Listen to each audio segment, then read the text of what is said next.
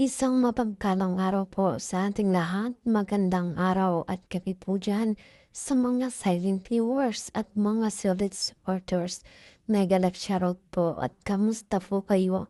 So narito mga kalingap ang ating muling pag-uusapan patungkol nga po kung saan Edo nakitang pumunta sa bahay ni Viancy. Ano nga ba ang gustong gawin ni Papa Eds kung bakit naroon siya sa bahay ni Piancy? Sinasabing upang makipag-uayos ulit mga kalingap. Siyan po ang ating alamin mga kalingap. So bago tayo magbigay ng ating mga komento at opinion, itapusin po muna natin ang kabuuan ng video nang sa ganun ay akma po ang ating i-comment mga kalingap. At syempre, lagi kong hiling sa inyo, patuloy po nating suportahan ang mag-ama na matubang. Napakaganda nga po yung ipinapakita nilang magbibigay saya at tulong sa ating mga kababayan.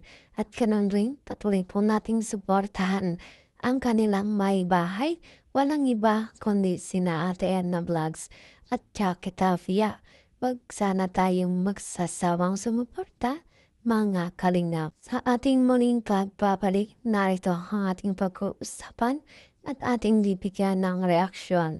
Siyempre, ganun din, maaari kayong magbigay ng inyong komento o inyong mga opinion. So mga kalingap, Edo nakitang pumunta sa bahay nila Beyonce upang makipag-ayos o makipag-usap ulit mga kalingap.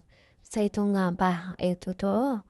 Ito na naman ay gawa-gawang kwento na naman ang mga antay laban dito kay Papa Eds natin. So ating nga pong pag-usapan ta. So narito mga kalingap, nakita natin at dito ay ito na nga usap-usapan natin sa social media na kung saan ay kalat na rin nga po itong sinasabing Papa Eds natin ay pumunta nga po doon sa bahay nila PSC para makipag-ayos mga kalingap. Sa anong dahilan kung bakit pupunta pa? Ikaw si Papa Eds natin sa bahay nila Edo na kung saan mga kalingap wala naman tayong naririnig o nalalaman na usap-usapan patungkol sa kanya na nagmula nga po dito sa family nila Viancy o maging sa kay Viancy mga kalingap dahil tanging sa mga ante lamang talaga tayo nakakarinig ng mga hindi magandang issue patungkol sa kanya. Kung kaya mga kalingap, nakakapagtaka kung bakit pupunta daw itong si Papa Eds natin sa bahay nila Beyonce upang makipag-usap at makipag-ayos daw ulit mga kalingap. So yan nga po pa ay totoo o talaga namang gusto lamang nilang masabi na si Papa Eds natin ay patuloy pa rin ang pagpunta sa bahay nila Beyonce para humingi ng pasensya para makipag-ayos ulit, makipag-usap ulit. At siyempre mga kalingap, nakikita naman natin, itong si Edo ay busy sa kanyang pagcha-charity vlogger. Pagtulong o pag nag-i-scout pa siya at naghahanap pa ng matutulungan.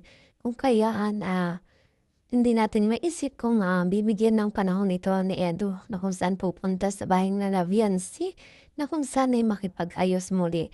So, mga kalingap, ang nakaraan ay ang pagkakaalam natin sa mga pag-uusap nila, yung pinag-ayos sila ni Kalingap Rob.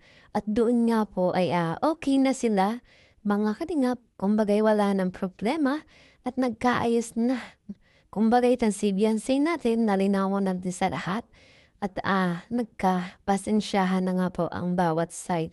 So, ito nga po sa ating nalaman, bakit makipag-ayos na dito itong si Edo na kung saan wala naman tayong nakikita may sinasabing hindi maganda itong magulang o mga pagbabanta ng magulang na kung saan na dapat lang itong si Edo ay hihingi ng pasensya o kailangan pang makipag-uusap ulit para makipag-ayos.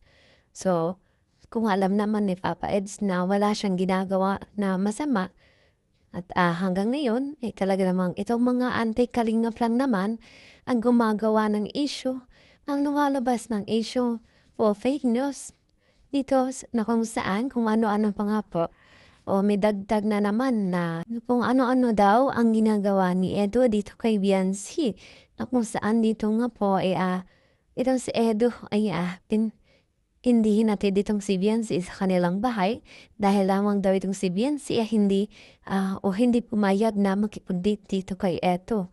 So, ayun nga po ay hindi natin alam kung yan ba'y totoo o talagang issue lamang para na sa ganung nasiraan itong si Edon mga kalingap. At dito nga po sa ating nalaman muli na kung saan ay may nakakita o dito nga po sa isang komento na kung saan ay nakita nga po si Edo na kung saan ay pumunta nga po dito sa bahay ni Viancy.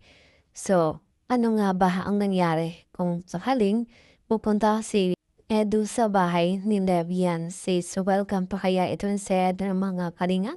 O hindi na sa palagay natin, ayan, tatanggapin naman ni itong si Edo at nang sa ganun ay makikipag-usap pa rin naman itong si Viancy dahil ang issue nga po patungkol sa kanila ay tapos na at ang tanging hindi lamang nga po makapag-move on dyan yung mga antay-kalingap, yung mga sumusuporta dyan kay Viancy na galit dito kay Edo na kung saan hanggang ngayon ay patuloy nga po nila pinagtatanggol itong si Viancy.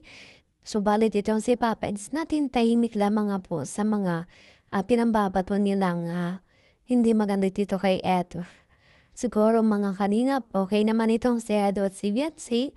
Wala namang alitan at siguro nga po nag-uusap pa rin naman itong dalawa. Kung kaya, tanging ang mga viewers lamang, mga sumusuporta dito kay Viancy ang hindi nga po mapayag na si Ed at si Viancy ay muling magkaayos, magkausap. Subalit wala tayong magagawa. Ganyan po ang kanilang gusto. Subalit tayong mga kalingap, supportahan po natin ang gusto naman nga po ang tama o nasa totoo. At syempre, wag natin kalimutang supportahan ang kalingap dahil nakikita naman natin kung gaano ang kanilang pagbigay saya at tulong sa mga kababayan na nangangailangan pa. At hanggang sa ngayon, patuloy nga po ang kanilang pagbibigay na suporta at pag-scout para sa ganun ay mas marami pa silang tulungan pa mga kalingap. So yan muna po ang aking update ngayong araw.